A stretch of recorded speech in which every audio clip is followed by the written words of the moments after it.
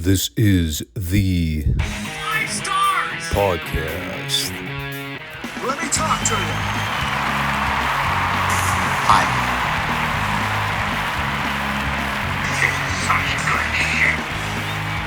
So, what do you guys want to talk about?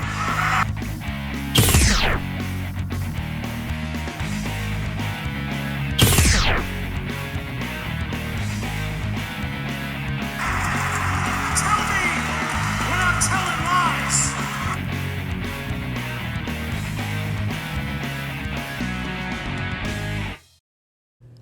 Thanks, guys. Back to you.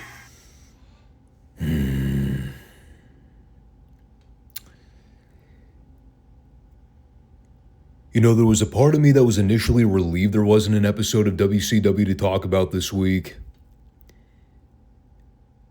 Then I was told that I was going out of town again next week. So you know what that means. There goes another Friday show. Unfortunately. Someone's going to have to tally up all the missed shows by the end of the year. It's definitely going to be way more than 2025.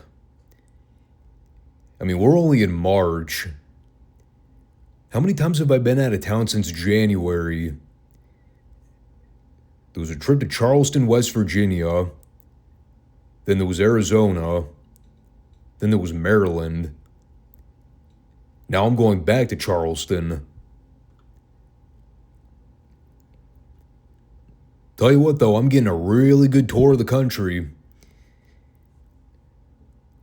I'm just glad we're staying out of all the major cities, relatively speaking. Charleston is probably the biggest town we've serviced. Most other places we've gone are either small retirement areas or minimal population. I haven't seen anybody with blue hair, so that's always a good thing.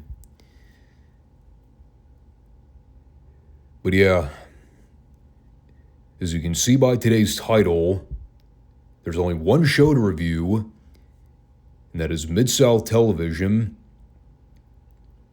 This will probably be one of the shorter podcasts we do all year. Whatever, it's fine. I'm not complaining. I think after the last couple big shows we've done, it's always nice to get a detox. I don't know how this one will play out in the algorithms. We'll see. I mean, if people come to strictly watch the Friday shows for the WCW recaps, well, you're SOL on this one, because we don't got one to review. But I still want to thank everybody that comes to check out the show every week. This is the Five Starr Wrestling Report, the wrestling podcast no one knows but everyone needs. At this point, I don't even know why I bother talking about the Monday-Friday schedule. It used to be every Monday and Friday, when things were less busy in my life. Now it's Mondays and Fridays whenever I'm not up to my neck in either work or stress. I always have to remind myself, though, it's one thing to work 3 jobs and do roughly 50 hours a week amongst those 3 jobs. But money is money. And I'm doing what I love. So, who am I to complain, right? Could I be making more money? Sure. Would I be happy making more money? Maybe. But is it worth making more money if I have to drop everything I'm doing now and sacrifice the music aspect of my career? Hell no. Nah, I did the stacking shelves retail work. I already suffered the grind of taxing, soul-sucking grocery store Whole Foods purgatory. Those days are long behind me. Never again. Keeps the gun out of my mouth longer. And that's good for, well, me mostly. Not so much for the people watching the channel. You all don't care whether or not I perish tomorrow. You can just unsubscribe and go watch other lame podcasters out there. Lord knows there are plenty of them. There's a reason that you're all watching this one. So, hey, thanks for sticking around to watch this lame podcast. 4 years strong, baby. And we're still going. It's always nice to see people who are genuinely interested in listening to my monotone voice. But let's stop wasting time. I said this is going to be a shorter show.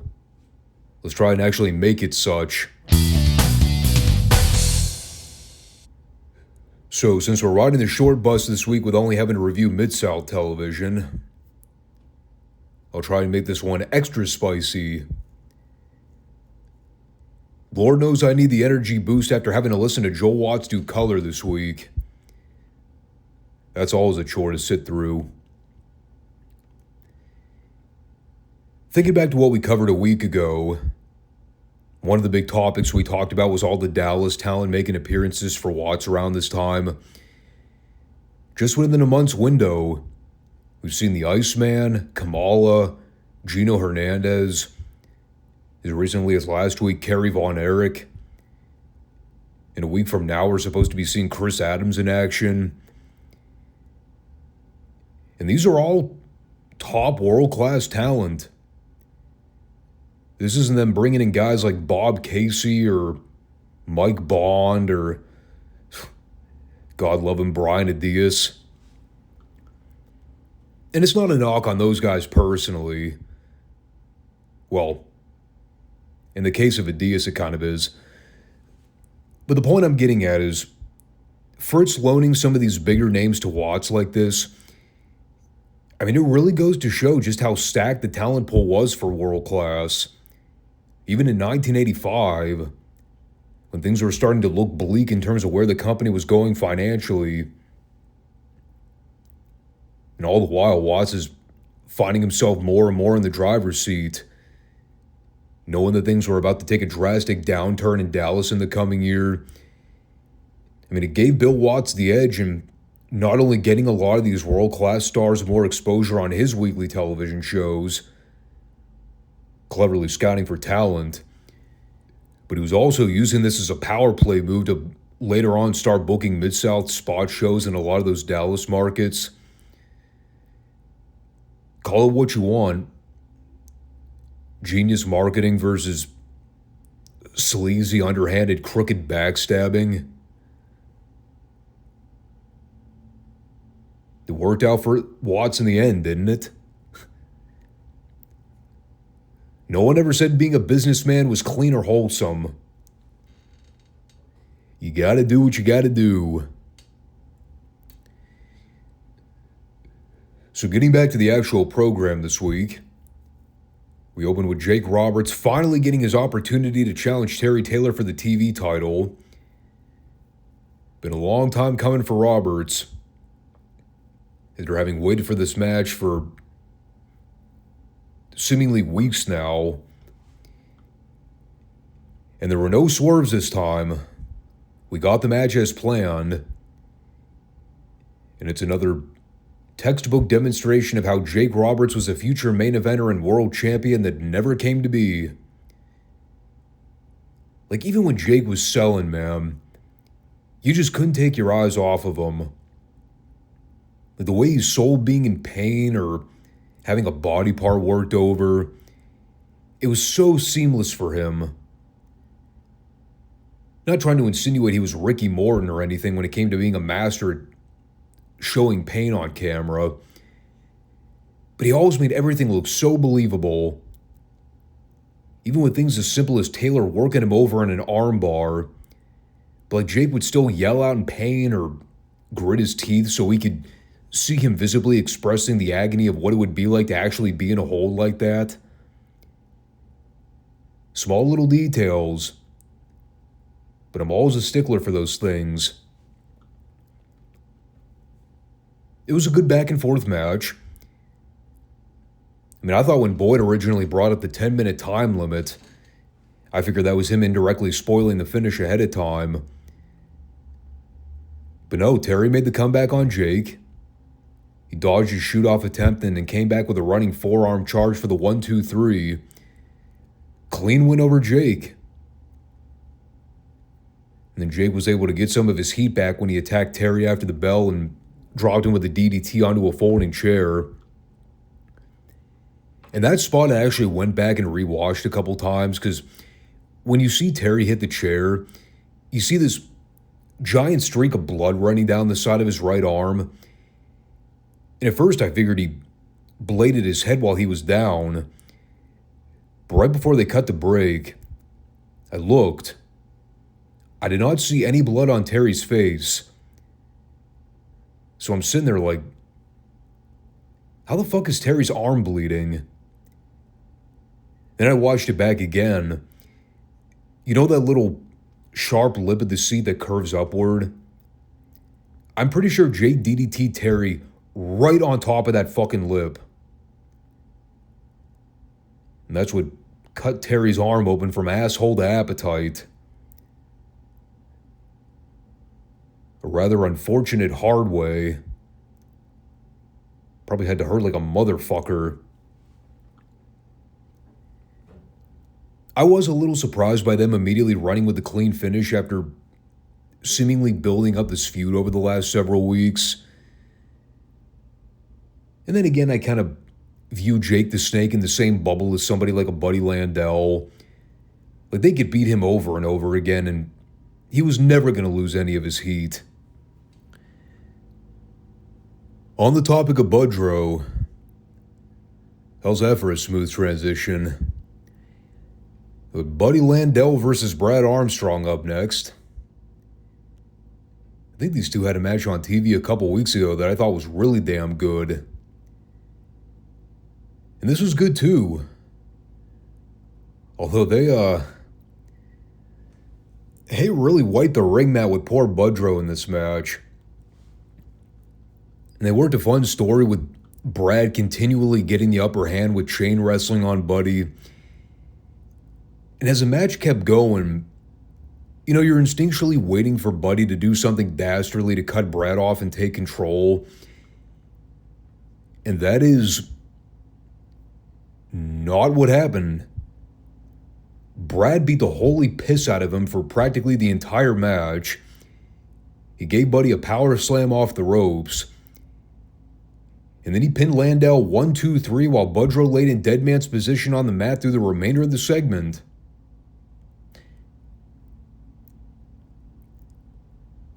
I'm not saying it was unorthodox, but like, especially with the way Buddy sold the finish, there was a part of me that was thinking, he is totally overselling here to make a point to Watts. It was that I'm better than this and you know it kind of overselling. Maybe I'm overthinking it. Maybe it's because I still have Shawn Michaels PTSD from that Hulk Hogan match years ago where Shawn was deliberately pissed that he had to do the job to Hogan. So he intentionally tried to sabotage the match with ridiculous overselling to make everybody mad. I'm not implying that's what Buddy was doing here. But the booking of this match was pretty much designed to make Brad look superior to him in every way. They barely gave poor Budro any offense here. And I know Watts had traditionally liked to use Buddy in those flunky roles before, but especially when he broke away from Butch Reed and started doing stuff on his own. Like, you remember just how good he was when Buddy would get the chance to work straight, serious matches. Here it was a very different story entirely. I do need to keep in mind as well that Buddy does end up returning to Mid-Atlantic in '85. I don't remember the exact timeline of when he went back to Crockett, but I mean, this might have been one of his final Mid-South appearances. So maybe he figured he'd go out with a bang. Sure, I'll do the honors, cowboy. But I'm going to milk this match for everything it's worth. If I'm going out in style. And God love him for it. It's what made Landel special. From there, we had Mike Jackson and Terry Daniels taking on the Dirty White Boys. They isolated Jackson for the entire outing. Denton tagged in at the end and hit a fallaway slam on Jackson for the 3. Didn't even give Daniels a chance to tag in at any point, which I was okay with. Pretty standard enhancement squash. They mentioned on commentary that the DWBs were looking to climb the ranks into title contention to face the Rock and Roll Express. Judging by them dominating the entire tag division in the last month, I don't know, I'd say they're about overdue for a title shot pretty soon, don't you think? That's all I had to note about that squash. I also didn't have a ton to say about the Iceman versus Frank Levert. Jim Ross immediately tore into Levert for being a fat piece of shit, which I found funny. He's like, they said he weighed in at 260 today. I'm having a hard time believing that one. He looks a little bigger than 260. I wrote the following 2 sentences. Frank Levert looks like Wheeler Yuta if he put on size in all the wrong places. And the Iceman won with a running lariat.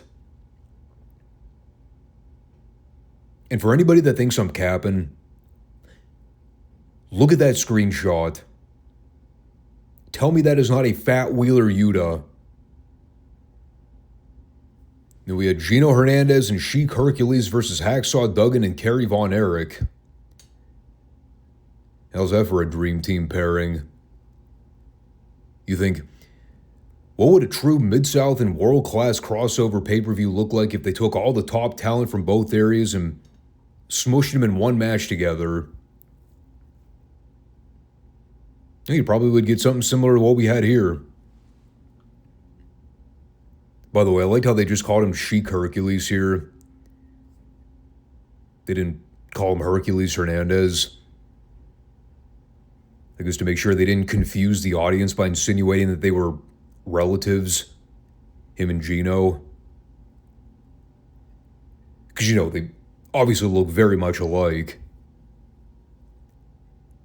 It was great seeing Sheik and Kerry go at it together. The guys with the 2 best physiques in wrestling during that time. And they were actually phenomenal athletes that could move. They weren't just jacked up, roided freaks with bodybuilder looks that couldn't wrestle their way out of a wet paper bag. The crowd was obviously white hot for everything here.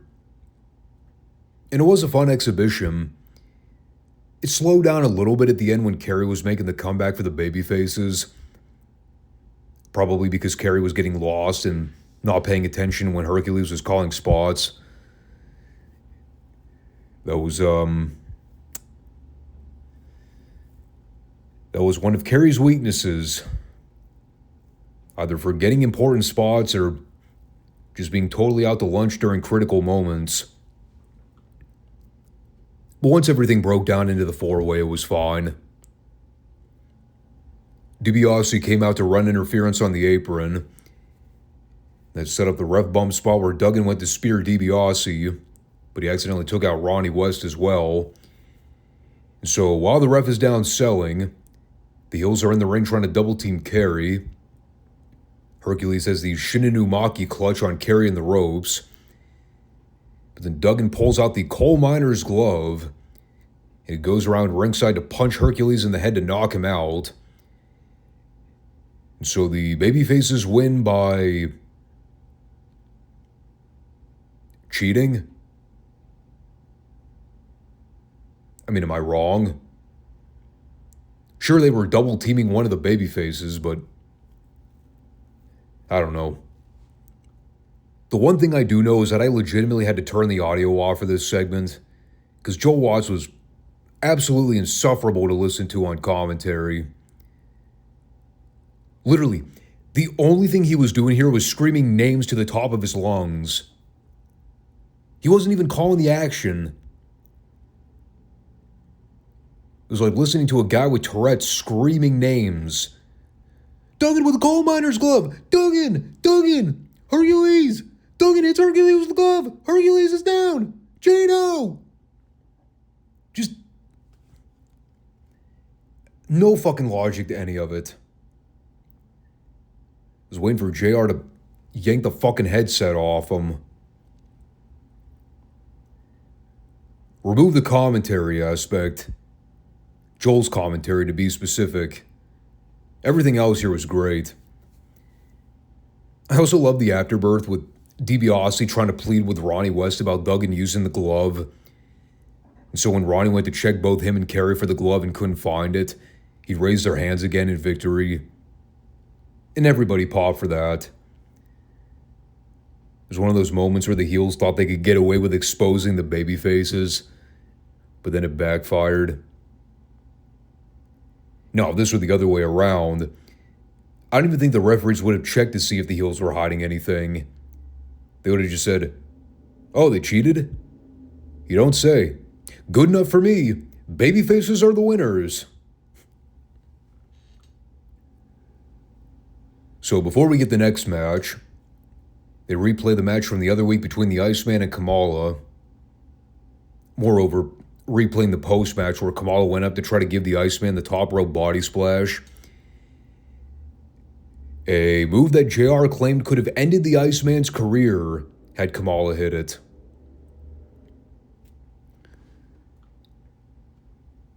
Kind of goes to show how wrestling moves evolve over time, right? The 350-pound guy giving another grown man a top rope body splash. To think that at one point could have signified the end of somebody's career. Nowadays, guys do that move as a commercial break spot in the middle of the television show. So that led us to Kamala versus Dave Eddy, who was killed in about 2 minutes. And when I say killed, I mean they basically sold it as such. Kamala got himself DQ'd when he came off the top of the splash onto Eddy. They're definitely developing a story now where Kamala is getting more dangerous and unhinged. Now he's using an illegal top rope maneuver to intentionally injure his opponents. Now it's a matter of seeing how Midsouth is going to try to handle the situation. And there's no sense in them trying to talk down Kamala. They're going to have to go directly to the general, trying to figure out a way to stop Kamala from using this career-ending lethal move. A body splash. Still kind of hard to process that considering all the crazy shit we've seen in wrestling over the last 20 years. But I digress. And so then we had the Barbarian taking on Tom Pritchard in the final standby. Dr. Tom was savagely put away in about 90 seconds. As we noted the other week, the Barbarian in Midsouth 85 was not the same Barbarian I think a lot of people would equate with modern times. No, this Barbarian became the future Berserker in the WWF. John Nord, his name was. Good solid big guy athlete. The Berserker gimmick didn't do him any favors in the early 90s. Come to think of it, most gimmicks around that time didn't do most guys any favors. I don't recall much of what they did with him in Mid-South. I do vaguely remember seeing them do something with him and Jake Roberts as a makeshift tag team for a brief period. But that was sort of one of those things that came and went. Then pretty soon I think he left to go work for Dallas. Again, though, I'm just shooting from the hip after not having watched the entire Midsouth video library in a long time. I binge watched a lot of stuff over 10 years ago, but I do not remember everything. That was followed with the Terry Taylor package, which were mostly still shots and highlight reels. Not much to note about that, other than to remind everybody that he's the TV champion, which we already knew. You had Kerry doing an interview to put a bow on things for the week.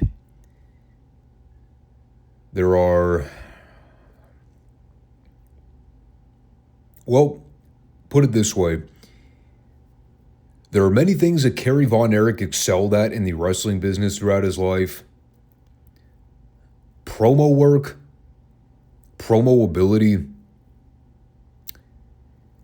probably at the bottom of the list. He had very little to talk about, which is arguably part of the problem. They give Kerry such little material to discuss. It basically turned into one of those, I have to say stuff and stall for time for about 2 minutes and I don't have a single fucking clue what I want to talk about. So I'm just going to bumble over some words and talk in circles, try to pass the time.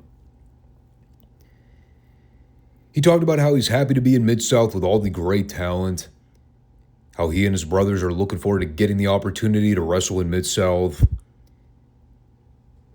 He did name drop Mike a few times here, which, thank God for small favors. We never had to see Mike work matches on Midsouth. I don't think Watts would have let him. He had taken one look at him and said no, not putting him on my show. But yeah, like I said, he virtually had nothing to say here. And on top of that, he was very nervous and antsy. So the actual delivery of everything was pretty horrendous. The other thing, too, is we all know that Kerry wasn't a mainstay in Mid-South. So while, yes, we got to see him work occasional dates for Watts, it's not like they could ever really do any full-fledged feuds or programs for him. Because he'd only be there for a couple weeks at a time before he left the area back home. So that was another problem is, we talked about getting the chance to lock horns with all the top heels, but he couldn't directly call anybody out here because that would imply that Kerry would be back to work an actual program with some of those guys. Fritz was okay lending Kerry to Watts for some dates. Highly doubt he was ever going to co-sign Kerry working an actual feud with the likes of Ted DiBiase or Sheik Hercules or Dr. Death or whoever. Way too much politicking at play there. Someone would evidently have to do the job. And Watts would never put himself in a position to let one of Fritz's guys look superior to his top talent. And all the while, Fritz would never be okay with having the Von Erichs do a job on Mid-South. No way that was happening. The power play is real, dog. People think that Vince was the only promoter whose goal is to steal all the top talent and be the national phenomena. No, trust me, Watts is looking to do the same thing. He just didn't have the financial means of ever getting to that point. Vince was too crafty and ahead of the game. Too busy playing chess while Watts is still playing checkers. But looking at everything in a vacuum, show I don't think was as strong in the angle or storyline development this week. A lot more wrestling focused. They drew a lot more attention to the crossovers from Dallas. Still a good show, but I would say the last few episodes were definitely better. But there you go. We still did okay on time. That'll wrap it up now. And yeah, I think there will be a Monday show. I'm just going to have to upload it a little earlier, set the schedule for a little earlier. But I do plan on recording. So there will be a Retro Raw review this coming week. And the following week, we're not going to be able to do a Friday show because I will be gone. And that's okay. But thanks all for watching. Appreciate everybody that comes back to check out the show every week. And I will talk to you all soon. Take care. Peace out.